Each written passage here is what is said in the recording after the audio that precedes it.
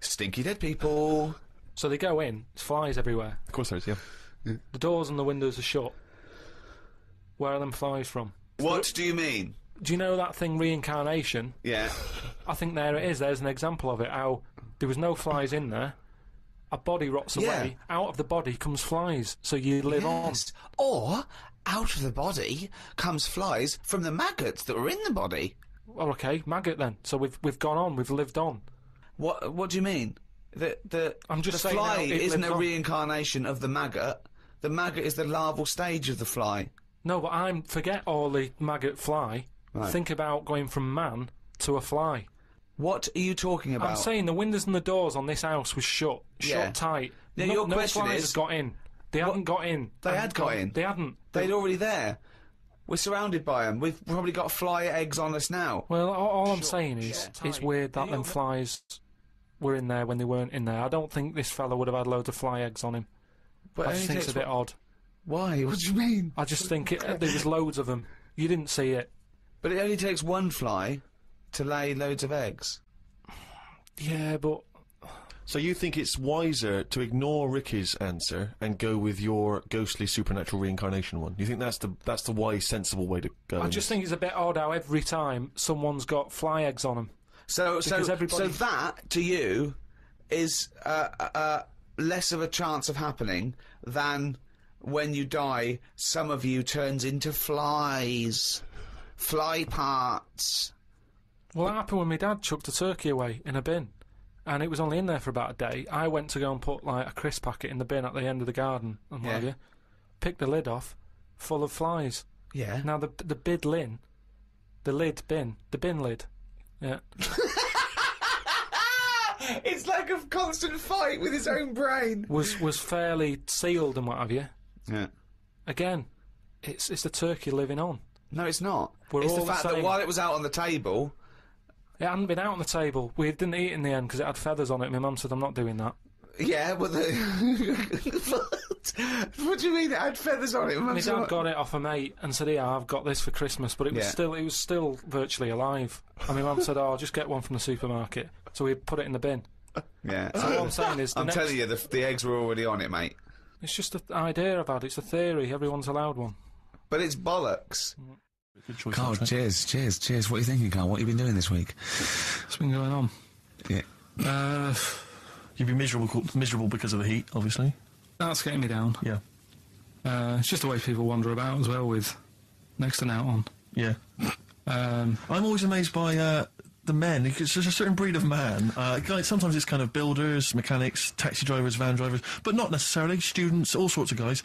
And you sort of watch them walking down the street. They'll be walking down the street. Girls, we'll see in their sort of summer gear, and it's literally eyes. Look at those legs. Oh, knockers. Oh, I can't believe my luck. Oh, and they're sort of talking to their mates. They're checking it. Oh, it's an ours. I can't believe it. Oh, yeah. And it's like they sort of forget. There's like some kind of amnesia that sweeps over them during the winter months. Like it's a surprise. Yeah, and then it's like every time summer rolls around again, and girls put on, they goes, I can't believe it. Where have they been? They're back. Yeah. And they get so excited. Excuse me, love, have you had tits under there all winter? Exactly. Well, yeah. Bloody hell. Brilliant. It's great to see them again. Yeah. And then it gets to sort of October and they go, where have they gone? They just don't say anything. They just get on with it. They're reminded. They completely forget for a sort of half the year. There was a fella this morning, I just nipped out having a cup of tea, reading the paper, reading that bit about nudists and that. Sure. And little old fella, must have been 75. Okay. Walks past, shoes, socks, sort of shorts, but because he's old, I don't think he's got like a normal pair of shorts. So with like suit pants but short, so really smart shorts I've never seen before. Yeah. But the thing is, with him being old and thin, it's just don't do that. Don't walk around that. What, the legs? The legs and the back. He looked like a little tortoise without its shell on. And everybody outside the cafe. I've always wanted to see a tortoise without its shell on. Just to see if it would run really fast and go, this is brilliant. Just scamper along. I saw a grotesque thing. I think it's Britain's fattest man. I'm not sure. He was huge. I mean, I don't wish him any ill, but so big, it was ludicrous. He was waddling down Oxford Street, and genuinely, I'm not a big fan of ginormous people. Rick Waller, for instance, turns my stomach. This guy was twice as big. He was extraordinary. And he sat down on a big bench and literally took up the whole space. and he reached into his bag, he's having his lunch, and he was eating an apple. And I really felt like I wanted to slap him on the back and go, it's a bit late for that, mate. Well, it's probably starting now. He's probably starting thinking that I'm going to make a change. And imagine if you'd have said that. Yeah. And it'd have been awful, wouldn't it? Yeah. He cut it in half, put it between 2 slices of chocolate. Yeah. I don't know how you get that. And waited for a pig to come past, shoved it in his mouth. Exactly. To swallowed it whole. I don't know how he gets that big. And he was like, he'd come out to sort of soak up some of the sun. You know. Well, you look better with a tan. I suppose so. Yeah. Yeah. Was he wearing loose black clothes? He was, of course he was wearing that loose works black up to a point. Yeah. And then, you know, it's not fooling anyone. Was it vertical stripes? Yeah. To make it look thinner. Just people just walk past and think it's night. Yeah. Exactly. So, Carl. So yeah, so that's you know, but that's been annoying me with the weather and that. Yeah. And then I love the warm weather. no. Although I can't sleep at night. I had 2 hours in front, just went and lay down in front of the window, in front of the French window, just because it was just too hot last night. But if I can sleep, I love hot weather. I love walking around when it's sunny. It's better for you. People are usually happier in hot weather. The sun is good for you. I mean, it has been hot. I mean, it's 100 degrees. It's probably too hot to work, but... Mental, I can't think straight and stuff. Yeah, your little baldy head, isn't it bad for it? Because it just...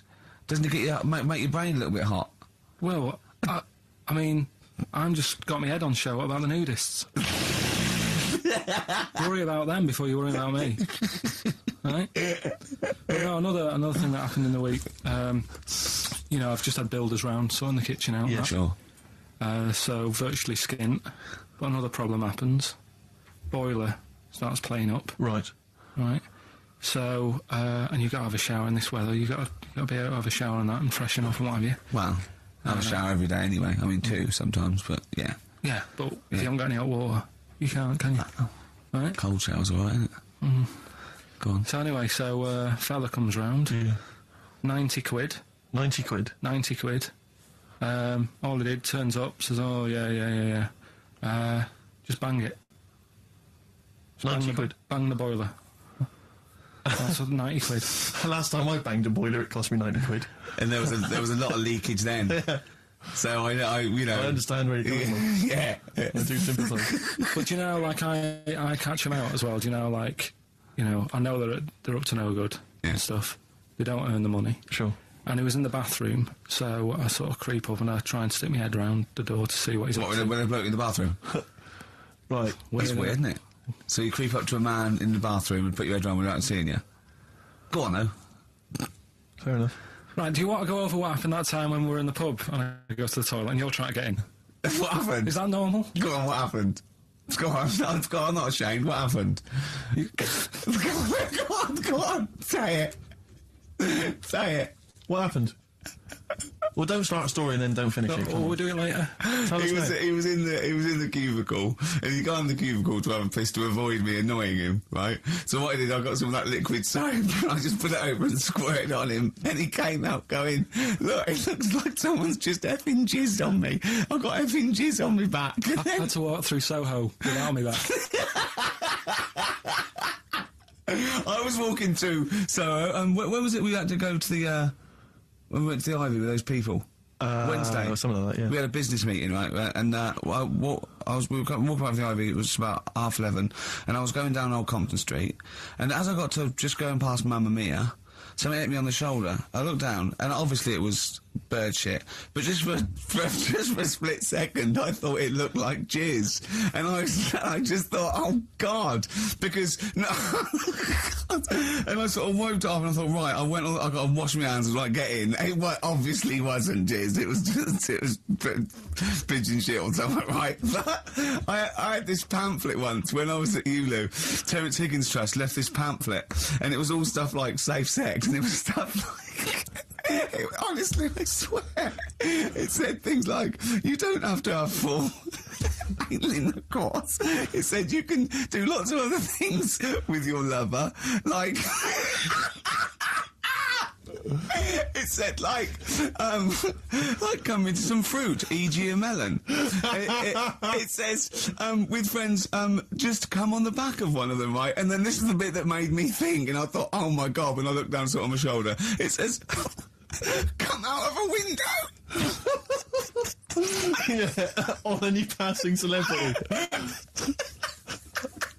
Oh, God! Oh, I'll get that pamphlet. If anyone's got that pamphlet, it was brilliant.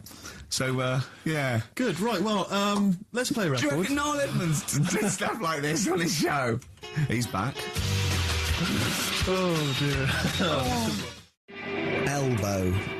Right? Fallen Angel on XFM 104.9. Well, we're back. I'm Ricky Gervais, with me Steve Merchant and Carl Pilkington. Carl's all a little bit, I don't know, he's a bit frustrated. He's sort of a bit sweaty and fed up today, aren't you, because of the heat? It's too much, though, isn't it?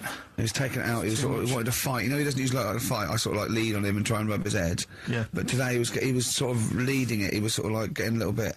if I didn't know better, I'd have said it was sexual frustration. Well, I was like watching, Rick, if you don't mind me saying, I was watching, not in that way, just for watching. It was sort of like, he was going, oh, I want to hit you, and I was thinking, does he want to hit me, or does he want to do something else to me? Exactly. What were your thoughts, Carl? Exactly. I mean, I saw him sort of wrestling with you on the floor, and you clearly weren't enjoying it, but he was really Yeah, what was that going on? What's the change? Why are you suddenly sort of... Well, what are you trying to say?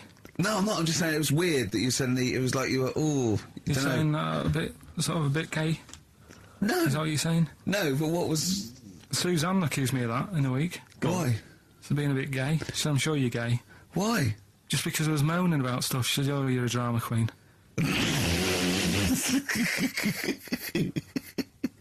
Right, well, that's What were you moaning about?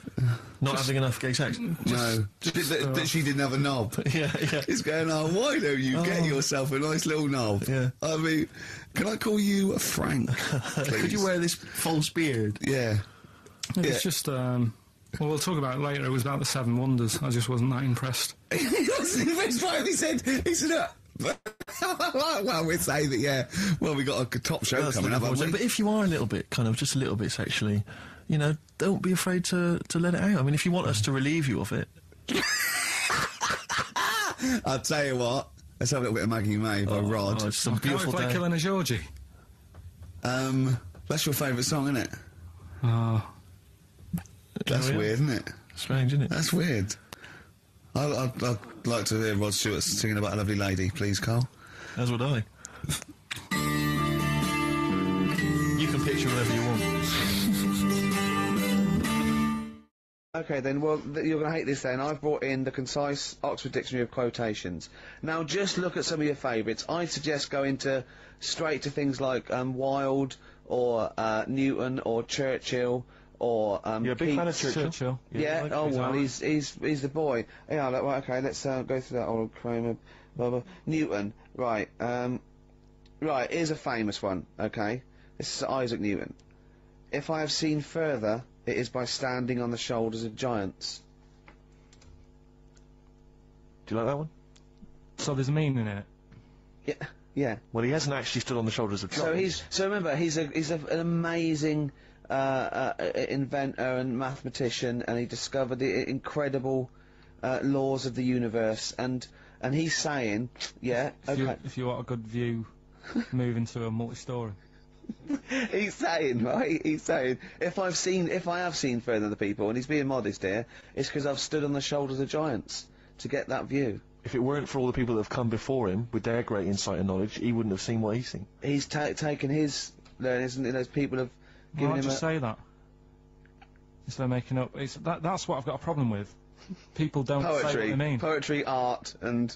In life, though, people never say what they actually mean, and, you know, there's loads of books on it. I don't know. But the point is that he's just summarised quite a tricky idea, beautifully. It's beautiful. That gets into you much deeper than just the words, than just the literal words. You know what I mean? One of my favourites is from an American novelist, and the quote is talking about the subject of fame and being famous. Fame is a mask that eats into the face. Don't you think that's amazing? Meaning? Well, meaning that fame is something that it's artificial, that you wear initially, you become famous, but it's ethereal, it's nothing, it's intangible, it's just an artifice. But if you stay famous long enough, you begin to think that mask you're wearing is really your real face, so that you begin to, you know, think that you are more than you perhaps are. Do you see what I mean? In the way that fame and power can corrupt. I know who said that. No, it's an American novelist, I forget his name. Yeah, it's alright, yeah, there's something in that. Yeah. Pick another one. Right. Yeah, let's have a look. Bernard Shaw, he's no slouch. I think maybe when you take this book of quotations home, Carl, you should maybe just draw up maybe a list of 3 or 4 of your favourites and tell them next week.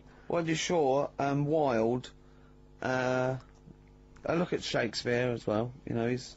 What, are you a fan of Shakespeare? No. Go on, what's your problem with it? Just, the way they speak. I can't follow it. Yeah. Yeah. Do you like West Side Story? It's really old as well. I can't relate to it. It's like years and years ago, isn't it? That's why I like Churchill. Because 1940s. Yeah.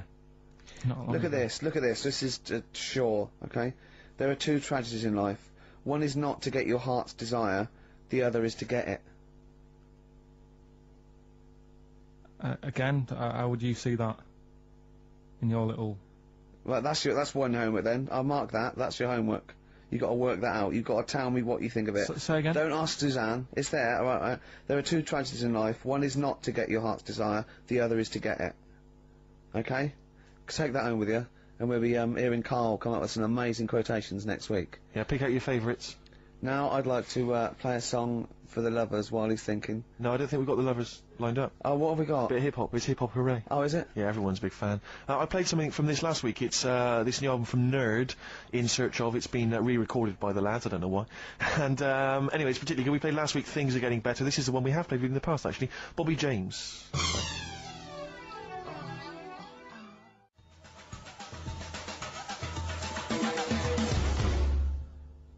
Doves, there goes the fear on XFM 104.9. Well, just read that book anyway. Could I just say, this is one of a beautiful, is Keats, right? What do you think of this? A thing of beauty is a joy forever. Its loveliness increases. It will never pass into nothingness. See, this is just like how it was at school now. The last couple of weeks I've been quite interested in what you've been giving me. Now it's really like... Okay. I really don't care. Now what about this? Now I did philosophy, and philosophy is obviously the quest for knowledge. And look, listen to this though. This is what Keats came out with. Philosophy will clip an angel's wings. Isn't that beautiful? Yeah. Don't be constrained by what's dream a little. You know what I mean? Just go beyond. I don't agree with it, but it's a lovely bit of poetry. Yes. Yeah. So you're going to read that for me, are you, Carl? Yeah. Yeah. Just pick out 5 of your favourites. Yeah. The ones that mean something to you. And then next week I'll bring you in pictures of animals. Brilliant. Okay? We'll do it. Okay, and some sweets. Have you got monkey news for this week? Don't know if I want to do it this week. So, just 'cause breakfast do it and that, and just leave it maybe this week, see what happens. See if we need it.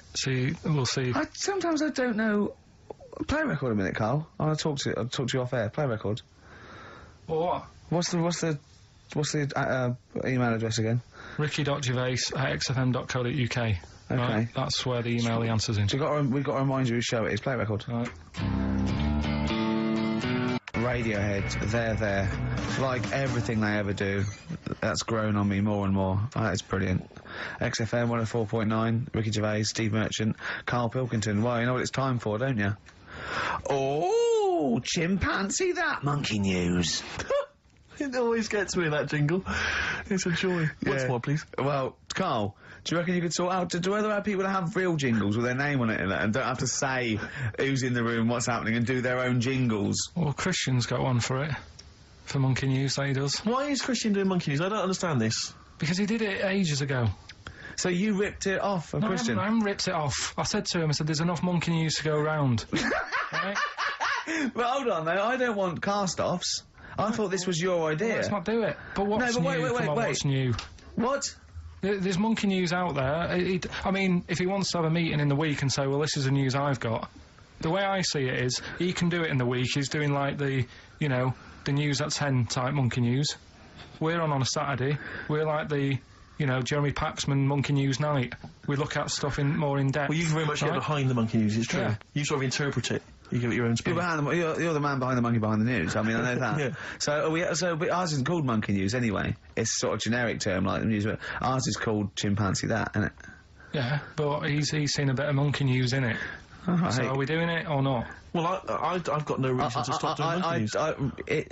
He probably played Radiohead as well. Well, should we not do that? I said that David Attenborough did Monkey News before all of us.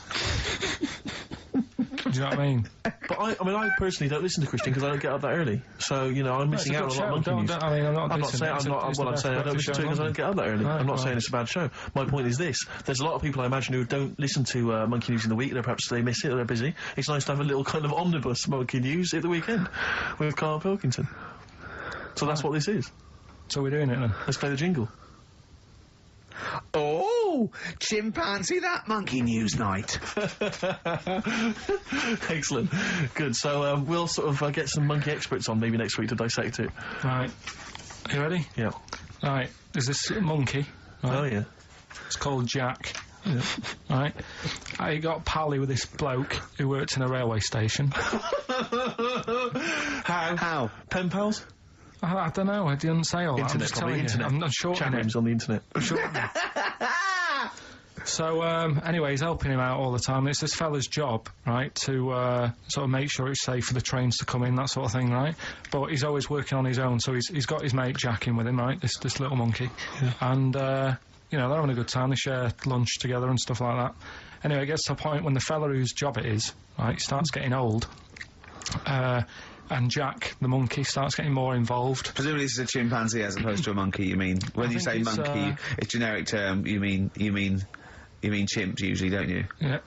Go on then. So, you know, he's clocking the fella doing his job, and he's thinking, I can do this, right, the monkey. I love it. Yeah. He's helping out, he's pulling down the levers and stuff, so the trains sort of come in on the right lines. Sure, yeah. He's clocking it, he sticks his head out of the little window, see the trains coming and that. I have British Rail listening. Yeah. Right? In the end... Oh, yeah.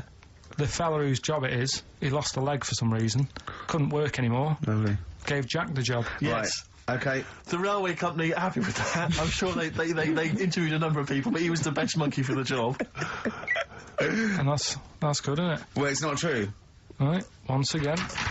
Well, it's not true. Don't hand Steve a piece of paper that someone put on the internet who is probably a bigger mentalist than you. That's not proof. It's not true. At no point did a railway company give a chimpanzee the job of signalman. It was ages ago. What? Steve, when was it? It was before trains, probably. Well, it's in the 1880s. Yeah. According to this piece of paper, which is what you've based your monkey news on. Now, of course, I think ITN and a lot of the news channels, they tend to get lots of independent confirmation of their news before they give it out as fact. But you've got an email from someone, so let's assume that's real. It says, for this, Jack was officially put on the railway payroll, earning 2 cents per day and have half a bottle of beer on Saturday. That's what we pay you, isn't it, Carl? He doesn't even get the beer. Oh, dear, he's not allowed to drink, are you? Someone emailed in, actually, and said, Carl, some years ago, did you die? And they took your face and transplanted it onto that of a chimpanzee. It would make a lot of sense. I've never seen you. He always has t-shirts right done up and long sleeve. I bet he's hairy under there. Yeah. I bet you are hairy because you have to shave right up to your eyes. You're one of them, aren't you? And I can see the growth, and it comes out the top there. Are you really hairy underneath? I'm pretty hairy. Are you really? Well, what's wrong with that? You're a humanzee, aren't you? That's why you're fascinated with them, and why your IQ is sort of about 80. I think you might be. You might. I don't mean there was any. I think it was a genetic sort of throwback. Well, you're pretty hairy. Look at your arms. What? Just look, give me that banana and shut up. Play a record. That's mine. It's hard, isn't it, to imagine yourself a different period in time and how you would have reacted. Now, if you think about America in the 1950s, black people still very much second-class citizens. You've obviously heard of the famous Rosa Parks incident, in which she was obliged to move on the bus from where she was sat to somewhere else, and she chose not to, and she was arrested for it. It became very much a sort of figurehead of the civil rights movement. Had you been travelling on that bus, what did you do? Am I far from where I'm getting off? So once again, you can't just nip out at the next stop so you can wash your hands of the whole affair. No, you're on that bus, you've still got a number of stops. You live further away than Rosa does because you've got a lovely big house, whereas obviously she doesn't have a lovely place, she can't afford it. So you've got to stay on that bus. You've seen this now, you've seen this bus driver demanding that she gets up, gives up that seat. Maybe she's given up that seat for you. Maybe you've got on that bus as a privileged white man, and she refuses to get up on your behalf. I'd probably go, it's alright, I'm standing, I'm alright. But why would you say that? Because you're thinking of the modern day car, you're not thinking of the man from the 1950s. Well, the thing is, we don't have to go back in time. We can go to a country now where you'd see an injustice, where you were outnumbered by the law of the land. What if Suzanne wasn't allowed to sit with you on buses? What if now a law came in that women were second-class citizens and she can't come with you? Wouldn't you go, no, fuck that, she's sitting with me?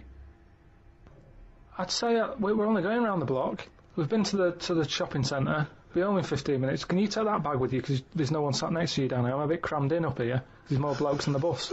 I'll see you in a minute. It's not a big issue. I've done it on the train, where I've booked tickets and they've ended up being different tickets. And I've gone, I'll see you in an hour and a half. I've got an iPod. But so you went first class and that's luck. That's luck. That's circumstance. One is policy. Surely you can just see the difference between a principle and a bit of luck. But it's what you get used to at the end of the day. I mean, I'm not walking past them and slapping them on the back of the head. I'm getting on, and it's just that's where they sit, that's where we sit. Like men and women going into a separate toilet. Carl, let's put this I mean, obviously, this is too much for your head to... You're on a bus, right, and there's a few white people, and they're... I'm the driver. And they're being racist to a black kid. Right, I'd go, if I'm driving, I'd go, listen, lads, stop that, will you? If you're going to be racist, can you get off at the next stop and do it there? Well, you know, we've all had a tough day. It's the end of the day. We just all want to go home. We've all been working. Right. He's not in your way. He's sat in his own seat. Sit back. Calm down. Had enough. But what if they said, no, we usually sit there, we want that seat? Would you think either black kid's a troublemaker? Or just would you go, come on, just move, mate, it'd be peaceful? I'd go, what do you want to do? Do you want to move so this is calm down? Or No, you shouldn't say that. He doesn't matter if he wants to move or not. It's his right not to move. Do what you want, then. If you want to stay there and fight your own corner. No. He wants to stay there. Don't you surely you want to be on the side of right. I'm just doing my job here. I'm sat driving a bus. I'm driving a bus for 30 quid a week here. I'm getting a load of grief off some people at the end of the day. But think bigger than the bus rule. It's not just a bus thing, all right? Just imagine that you're not a bus driver. All right? No, but that's what we're talking about here. But yes, but Ricky's trying to make a point. It's an analogy again. It's about you taking some kind of responsibility that could put you in harm's way. Yeah. That could mean that you've got to stand up to danger or to bullies or to aggression. If someone's attacking Suzanne, she goes, "Carl, help!" You go, "No, I could get her here." Because I know the full story here. But this is what I'm saying about Rosie. What's it? I'm just saying she sat on the bus. How did it work? She got on the bus, she sat where she wanted. No, I'll tell you how it worked. The middle section of the bus, black people could sit there, but it was up to the driver's discretion to change where black people could sit, depending on the number of white passengers that got on. So she sat in a seat, some more and more white passengers get on, so this bloke decides, well, no, actually, this is no longer the black section, there is no black section, because there's enough white people, you've got to stand up. Right. And she decided, no, I'm not going to get up. It's my right to be able to sit on this bus, as a person, as a human being, not whether or black or white. And that was why she got arrested. Well, she lost in the end, didn't she?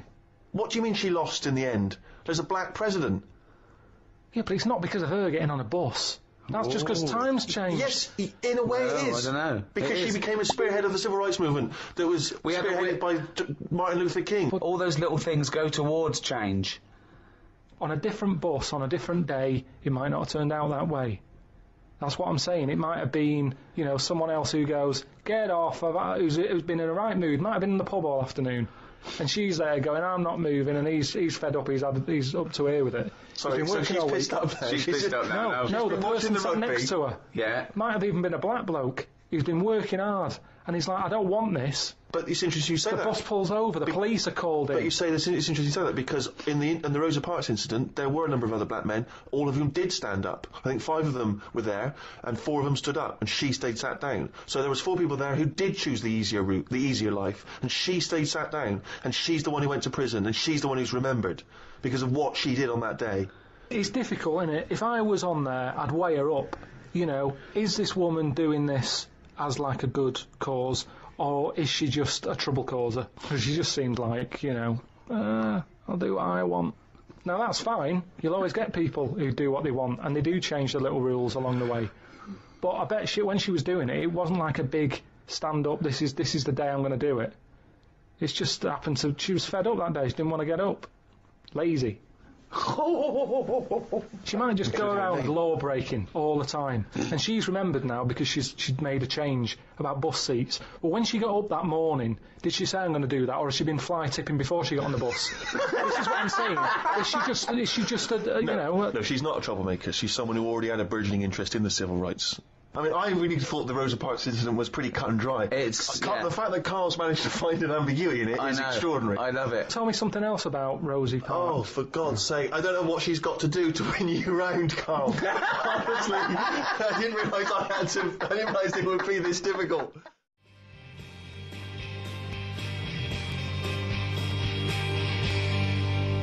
PJ Harvey on XFM 104.9, the home of the classics. Absolutely. Classics. Classics. Oggy. Oi. Well, we were talking earlier about this, as this book, They Died Young, right? And there's all these theories about these people, like famous people that aren't really dead. And I remember speaking to someone about this, okay? And they said to me, Bruce Lee is not dead, right? They said he's not dead, right? And I said, well, how do you know? He's going, no, it was a whole big thing by the Hong Kong government, and he's actually working as an undercover cop in Hong Kong, using his kung fu powers. Now, no, he faked his own death, Carl, so that he could work undercover for the Hong Kong police, infiltrating gangs, the triads, that sort of thing. Now, my point is this: if you're going to use someone undercover in Hong Kong, right? You know, an undercover cop. I suggest using the most famous Chinaman of all time. That would that's be a guarantee. Yeah. So, you know, when he's taking away a gang, they're going, you look a bit like Bruce Lee. He's going, no, I don't know. See this moustache? It's a bit wonky. Well, just take my word for it. I'm not Bruce Lee, all right? Well, all that stuff you did when you punching us and kicking us and yes, but I'm not. Yeah. It does look a bit like the stuff in my film, in his films. In his films, yeah. But it's not. It's just coincidence. No, yeah. The thing is, though, I'm not sounding bad here, not trying to offend anyone, but they do all look the Right! same. They do all look. No. No, you know, we're having a serious chat. I'm not here to upset anyone. Right. And what I'm saying is, over here. I'm so sorry. No, I'm not. Yeah, but you know me. I'm not out to upset Right. anyone. Right. You're not a racialist. No. What do you mean? Are you saying Orient people all look alike? Well, look at the people over here, right? Yeah. With like you've got ginger people. You've got people with black hair. You've got people who are fat, people who are thin, but they're all so sort of fit, which isn't a bad thing. They all do that sort of thing in the park. They're all fit. It's a place where black hair. I mean, when they come here, they take pictures of people with ginger hair, don't they? Because they don't get them over there. That's what I'm saying. So calm down. Jeez. So you're saying that Bruce Lee, the most famous Chinese movie star of all time, They can't tell him apart. Other triad members would. How are they? I mean, how are they going about the business at all? I mean, what I'm saying is, how would they even realise that was the guy? What do they have to do? Wear numbers in, you know, because there's a billion. No, but when you know them, then you know. So what? Oh, I see. They can tell each other apart, can they? Well, they got signals. This is amazing, isn't That's it? how you got away with it. Simon, which one are you? Just raise your hand, Simon. Yep. Chang, which one's Chang? Chang, good. Yeah. Oh, it must be murder, mustn't it? Just That can be the only people going into the wrong houses all the time, getting off with their mates' wives. Exactly. Yeah. It must be a nightmare. It must be a nightmare. Please don't complain. He doesn't know what he's doing. So I'm really sorry to anyone that's... he honestly does not know what he's saying. XFM 104.9. Yeah, but what I'm saying is... Go on. I don't think I am offending anyone. Okay, fine, that's all right then. And you know that I wouldn't want to do that. No, I know you don't. Before I know. I swore Oh, I on the know. radio, I said, right, if you've got kids in the car, turn your radio. So before you make any potentially racist remarks, just point out if you are listening and you might be Oriental. Yeah. Please don't take offence. Or go... Oh. You know what I mean. So Yeah. go on then, so what was this other dead person? Who's not... Can't play a record. Ricky's having a heart attack. We'll come back. America by Simon and Garfunkel on XFM 104.9. I'm Ricky Gervais, and I understand I'm about to read my words, Steve. Well, once again, there's always someone, and it looks like it's Mike Lamb who has come to Carl's rescue. Lambo's let me down then. Doctors have removed a 4-pound baby boy from the stomach of his 7-year-old twin brother. Yeah. Alan Jan Niamatilev was born with the freak fetus growing inside him. For 7 years, it lived like a parasite until a school doctor became alarmed about Alan Jan's bulging tummy and took him to hospital. Surgeons who gave him a scan operated immediately, unaware that the baby was attached to the boy's blood vessels and still alive. They saved Alan Jan from certain death, but knew the 8-inch fetus was doomed. So there we are. Boy pregnant with his own twin brother by Barbara Davis. That was in the Mirror, apparently. So I've read on, and all the facts are right. They took him to school. The parents didn't realise. And that isn't even this week's Freak of the Week. I mean, that's you still got to that for come. free. You got that. You can have that. That's the free freak of the week. Free freak of the That's, week. you know, that's giveaway. That's like 13.5% extra. Yeah. You know what I mean? That you might get with hairspray or something. So that, I mean, if that's just the throwaway freak of the week, there's 2 freaks of the weeks there. If those 2 freak, I can't wait to see what the actual freak of the week is that people are paying for.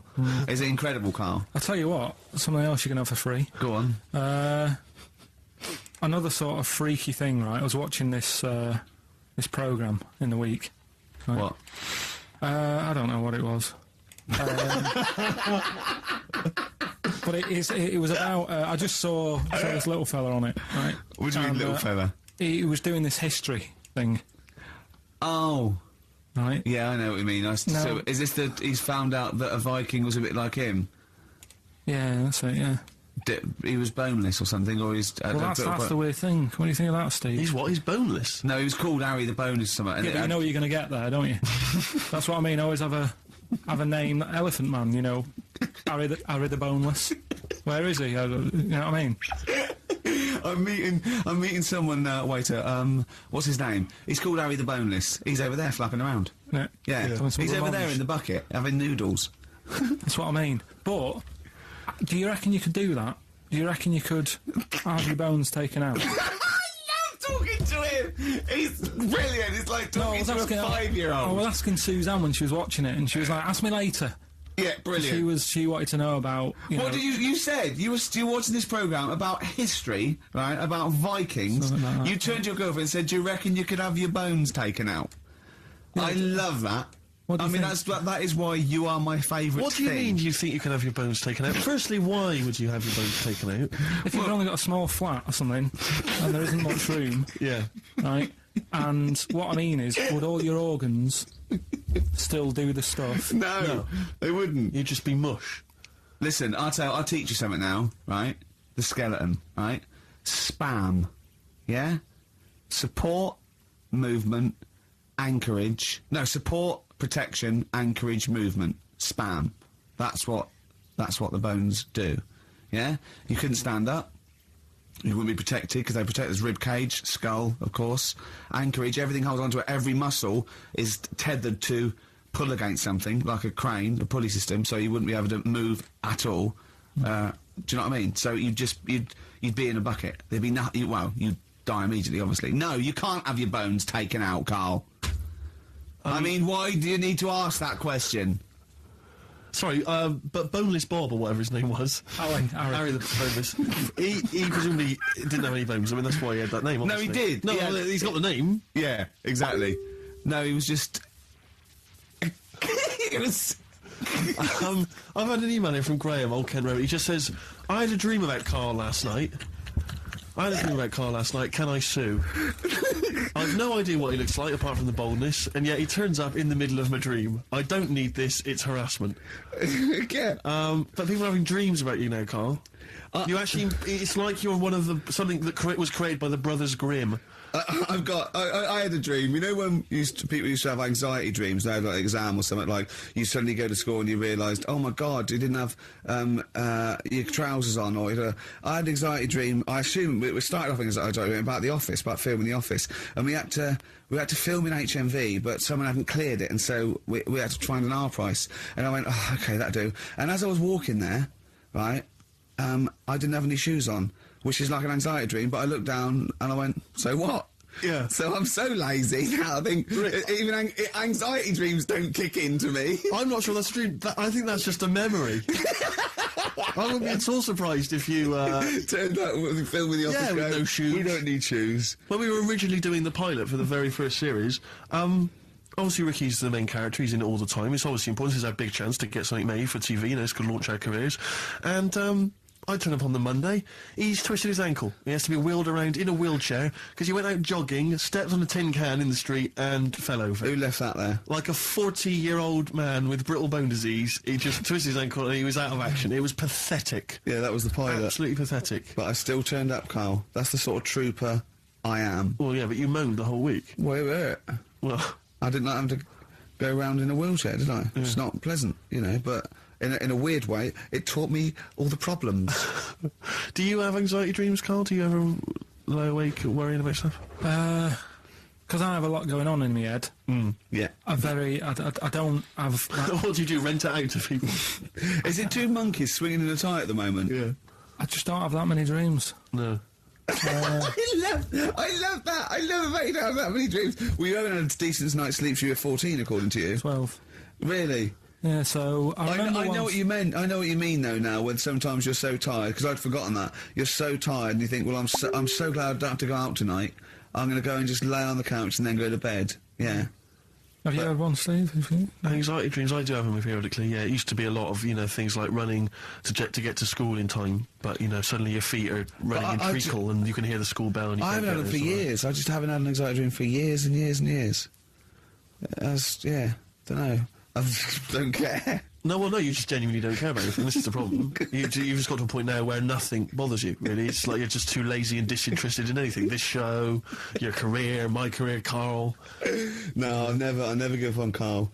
So, Carl, so this little Harry the Boneless, what was your point? Was that really your point? You wondered if you could live without bones? Yeah, I saw the little fella on this programme. And The presenter? Yeah, and he was a small fella and he was talking about Harry the Boneless. And I thought, you know, that's interesting, little bit of science stuff. Yeah. Yeah. Well, yeah, that's about it on him, really. All right, well, that's just another bonus cheeky freak of the week, isn't it? That's not even the freak of the week either. No. That's still to come. So you've had a pregnant Siamese twin. It's been mad. You've had a boneless fella and another fella talking about him. They're not even involved in freak of the week. No. This is getting mad. Play a record. Let's play a record. Let's have cheeky freak of the week afterwards, shall we? Yeah.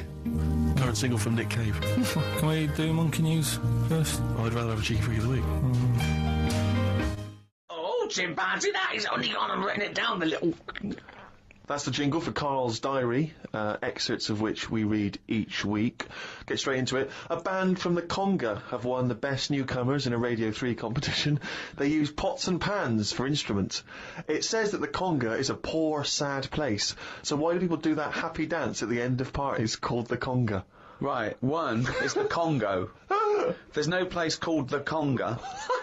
They come from a place called the Congo. Where do you come from? Okie dokie. It's a terrible place. That we don't know whether to put our left leg in or our right leg in. Sometimes we shake it all about. We're not sure if we should. But Conga! Fucking hell, you're such a... Went into the gadget shop today. It's full of stuff that we don't need. Gadget used to be a good word that made you think of James Bond with all his gadgets. The best thing I could find in the shop was a clock that ran on potatoes. We are definitely going backwards. I agree. Well, who cares about that? You know, a little electrical impulse, so what? Had a night out with old schoolmate. Found out about more of the other lads I went to school with. One is living underground. What do you mean living underground? Not like a mole. Do you mean he's got a basement, or do you mean he digs a hole every night? My mate went to visit him and he said it had been raining really heavily and that, and it's all the rain's running in. What do you mean he went to visit him? He went down here. What's that? That's an hole in the ground. Yeah, come in. He just said, "Oh, come round see us," and he's living underground. What do you mean he's living underground? He wanted to be in the army but was turned away, and that's the closest thing you can sort of How is that similar to Oh, that's being in the exactly army? like the army, yeah, where they teach you trades and, engineering and flying. He's happy down there. He said it was really muddy and what have you. He said he won't be going back to visit him. What's he got down there? Just stuff, just like a sleeping bag, a lamp. He's dug himself a subterranean cave. Near my old infant school, they knocked it down because it was like a wreck. You'd be in the class and you could lean on the wall. Yeah, and your hand would go through it and stuff. And they knocked it all down, and I think that's when he was at his most happy, this bloke. I believe this, though. I believe someone he went to school with now lives in a hole. That doesn't shock me. Whether the tales I've heard of horses in houses and big-headed kids with webbed hands and feet, and him, I believe that someone he went to school with now lives in a hole. That isn't bizarre to me. You spent far too long with him, if that, now you're just happy to accept. I totally accept that. I'd be surprised if I walked round where he lived that there weren't more people living in holes. His dad wanted to throw his budgie on the fire. True. His budgie died, his dad said, let's throw it on the fire. I mean, his mum, what did your mum do when your budgie died? She just was worried about the other bird that was left, so she made it a bit of company by getting a rock, getting a feather off the dead budgie, sticking it on the rock, putting it in the cage. So, a man living in a hole is not that bizarre. Right, carry on. I read me science magazine. Some things I learnt from the science magazine. Number 1, space is running out of space. We should stay out of the sea because shark attacks are up. Yeah, probably 4 a year now. Well, he just says here, we should just stop going in the sea. Yeah. There's no need for it. Exactly. Why is there no need for going in the sea? Just because there isn't now, is there? We've got loads of land. So just, one or the other. We walked out of the sea. Now, this is what I mean about going backwards. Getting back in it again. We came from the sea originally. Now we're going back in it. Don't go in it. Unless you're in a boat. The rules, according to Carl Pilkington. The rules of Carl Pilkington. Oh, God. Did the podcast and then went for a walk round Manchester Square. Years ago, a woman lived round there who had a head like a pig. She was known as the Pig Woman of Manchester Square. That made me think if there were other pig-headed women knocking about London. Do you know what I mean? Why was she nicknamed that? Why not just the pig-headed woman? That suggests to me like there was loads of pig-headed women, and that's the one of Manchester Square. Right. Well, no, it was more to do with identifying her, not amongst other pig-headed women, but go, have you seen the pig woman of Manchester Square? I.e., go down there and see the pig woman in Manchester Square. What happens if she's walked off from there, though, and you go, well, no, but I saw one on New Cavendish Street. No, well, she'll always come back if you rattle the feed. Watched a film about Hitler. Didn't watch all of it as it was subtitled. Can't be doing with that. Asked Suzanne if cinemas are full of deaf people when they're showing subtitled films. She said, shh, I'm trying to watch it. I said, what do you mean, shh? It's subtitled, I can make as much noise as I want. Yeah. She's a lucky, lucky woman. You must be a joy to watch a subtitled film. I mean, the concentration is up there already. I mean, it is hard to concentrate. It's not as easy as when you're hearing it, because, you read things, but, it's possible. If you had a buffoon going, I'm just going to sit here and make as much noise as I want, what's the point of that? Yeah. What is the point of that? I mean, it's possible, but why do that in a cinema? Just walk into a subtitled film. Okay, good evening. Welcome to the draw for the China Open, OSC10.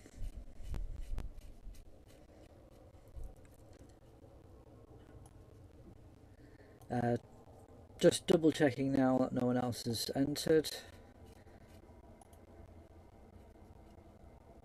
No. So there's 10 players. So that means obviously there's an odd amount of players. So for round 1, for example, we needed 16. We've only got 10 players, so that leaves 6 places free. So they're going to have to be some buys.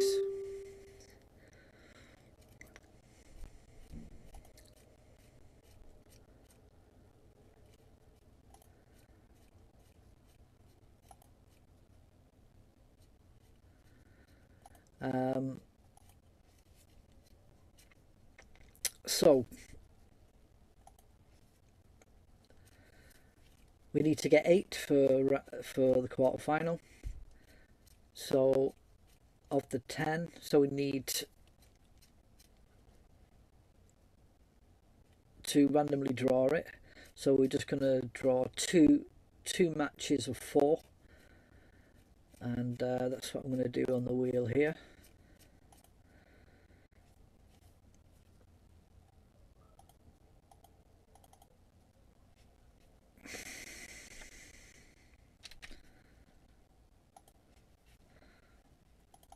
I'm just going to put all players in here, and we'll just draw 2 matches of 4, and then we can make the draw the quarter-final once the 8 have been decided later on in the week. So I'm just randomly entering the players who have entered the tournament.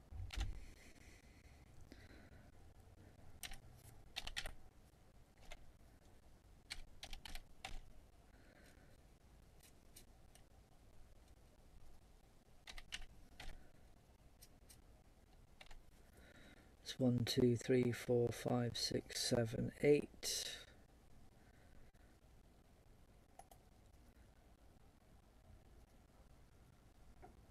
NGA.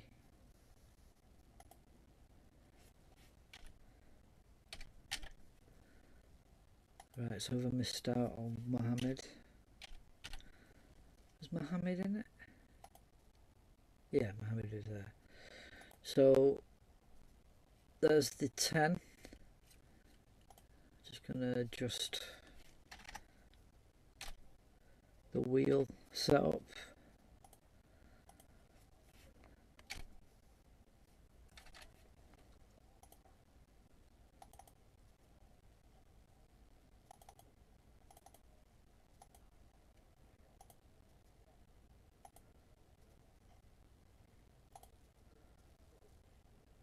So there we have that. Let me just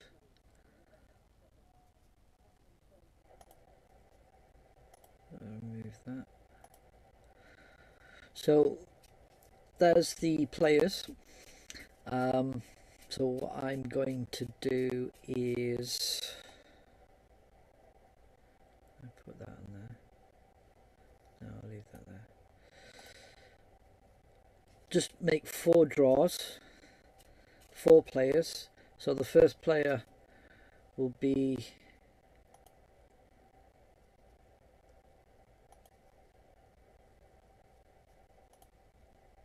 match 1.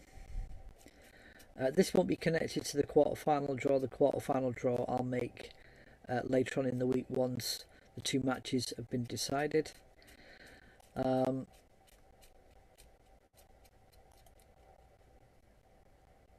So let me just clear these.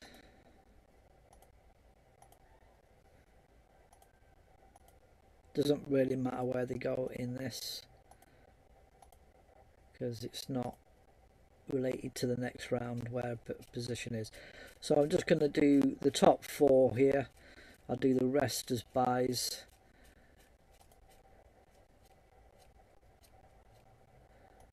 Well, I'll sort that out. So the first draw will be for player 1. Match 1, player 1. So there's going to be 2 matches in round 1. So this will be player 1, match 1.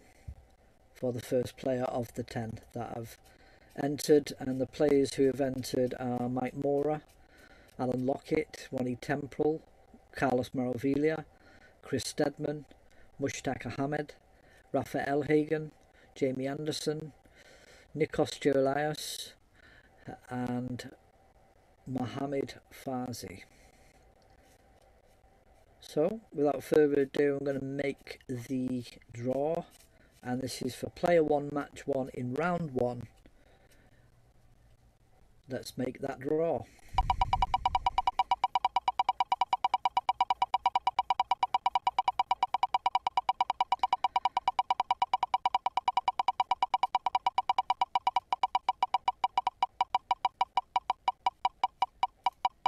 So whoever's chosen now will be in round 1. And we'll have to qualify to get into the quarter-final.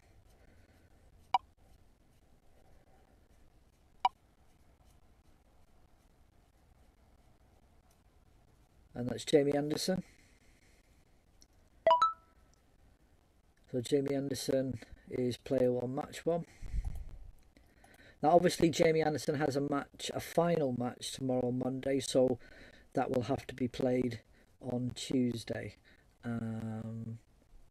Yes, the match tomorrow should be finished, so have to be Tuesday or Saturday or Sunday. Well, hopefully by Sunday, but anyway, that's what the draw has given us, so we'll just have to go with that.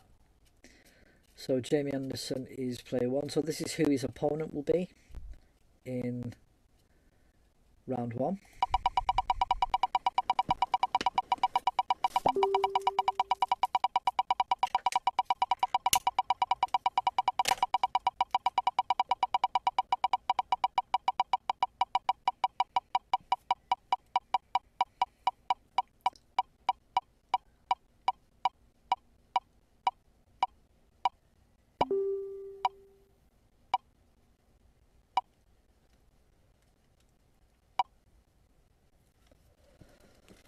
So it's Mohammed Farzi.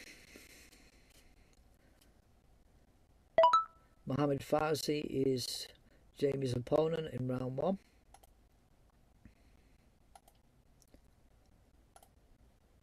So there we are. That's the first match of 2. So match 2 now. Player 1, let me just see what comments have been made. Okay. So there's only one more match to go to draw out. And let's make that. So this is for match 2 of the qualifying round to go into the quarterfinal. Player 1.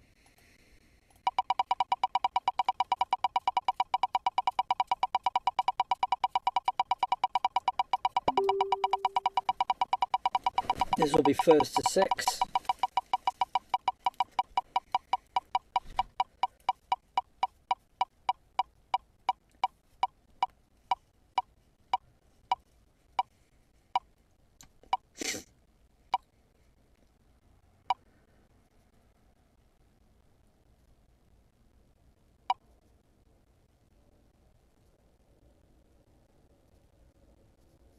Alan Lockett. So Alan Lockett is player 1, match 2.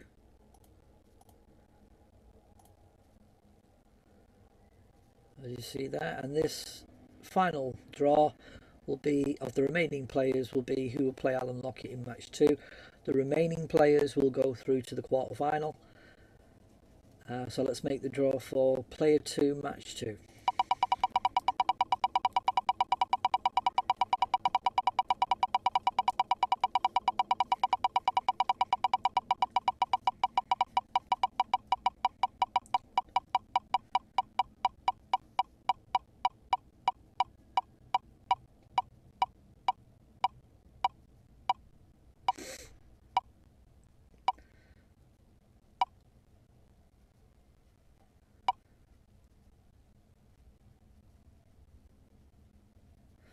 So Nikos Gerelias is the opponent for Alan Lockett.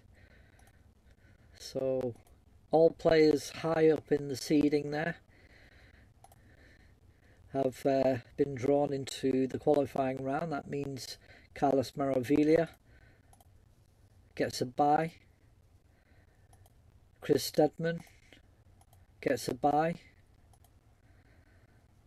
Mike Mora gets a bye.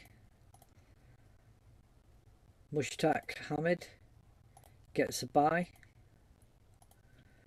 Raphael Gagan gets a bye. And Ronnie Temple gets a bye.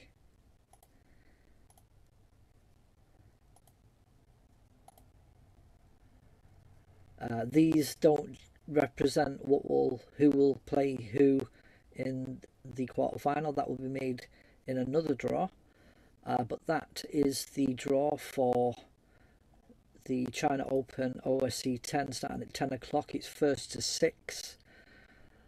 A minimum of 6 frames to be played in a session. You can play through to a finish if you want, or once 6 frames has been played you can stop at any point. we ask that you give advance warning, 1 frame advance warning that you're going to finish if you decide to finish once frames 1 to 6 have been played. And then please arrange when the session 2 will be played between 10 and 1.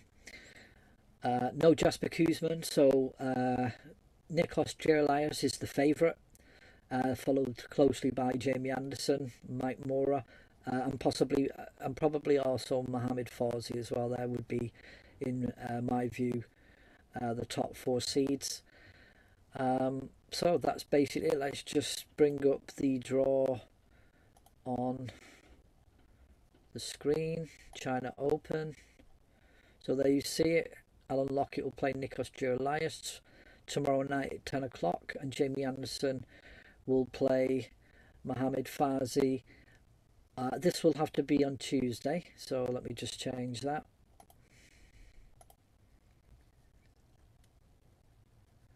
So Jamie Anderson v Mohamed Fawzi.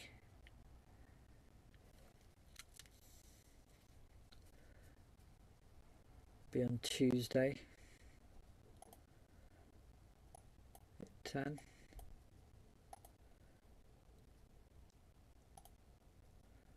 And Alan Lockett v Gerlias will be tomorrow. The games, the quarter final will be. So it's Monday and Thursday are the main days. So it will be Thursday. Well, depending on if matches are finished, it will be Thursday or the following Monday, or whenever all matches have been finished in these 2 matches.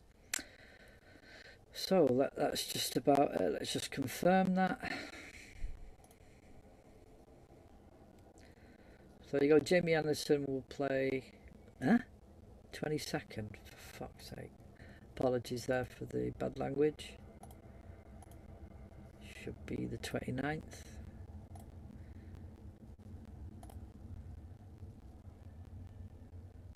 So Jamie Anderson will play Mohamed Fawzi on Tuesday, and tomorrow night is Alan Lockett v Nikos Gerlias. They're the qualifying matches, round 1 matches for the quarter final. Thanks for watching. If anyone is playing tonight, we'll do an ILMP probably around about 11 o'clock. So I'll put a poll up in a bit if you're around to play tonight. Otherwise, see you within the week. Keep practicing, guys. Thank you.